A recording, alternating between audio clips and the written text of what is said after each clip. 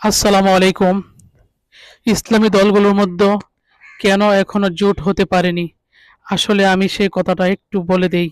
ইসলামী দলগুলোর মধ্যে কোনো ঐক্য নেই।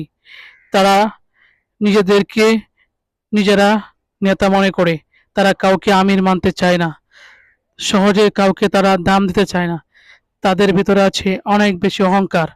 আর যে অহংকারের জন্যই তাদের বারবার এই পতন। অহংকার যে ব্যক্তির ভিতরে আছে সে ব্যক্তি আমি জানতাম কোনোদিন জান্নাতেও প্রবেশ করতে পারবে না। আর তাদের ভিতরে সেই অহংকার ভরপুর।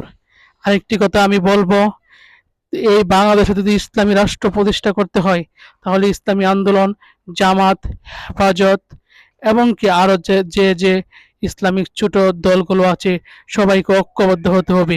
কোনো একটি দল যদি সেই ঐক্য থেকে আহ অন্যদিকে চলে যায় তাহলে কিন্তু বড় জোট হবে না। আর বড় জোট না হলে এদেশে ইসলামী ঐক্য কোনোদিন প্রতিষ্ঠা করা যাবে না। তাই আমি বলবো, প্রিয় দেশ ও বাসী, আমরা তো মাদ্রাসায় পড়ালেখা করি নাই, মাওলানা হয় নাই, মুফতিও হয় নাই, বুখারী শরীফ, তিরমিজি শরীফ, আবু দাউদ এই সম্পর্কে আমরা পড়ি নাই, আমরা কোরআনের তর্জমা আমরা জানি না। কিন্তু আমরা এতটুকু জানি, বাংলাদেশে ইসলামী শাসন ব্যবস্থা খুবই প্রয়োজন, খুবই প্রয়োজন, খুবই প্রয়োজন। ইসলামী শাসন ব্যবস্থা ছাড়া এই বাংলাদেশকে এই বাংলাদেশকে শান্তিতে আনা যাবে না। তাই আমি বলবো, ইসলামী রাষ্ট্র প্রতিষ্ঠা করে এই বাংলাদেশকে শান্তিতে আনতে হবে। যেমন এই গাছগুলো কত সুন্দর, তেমনি ভাবে মানুষের জন্য এইভাবে সুন্দর করে বেঁচে থাকতে পারে। ভালো লাগলে সাবস্ক্রাইব করে পাশে থাকবেন। আসসালামু আলাইকুম।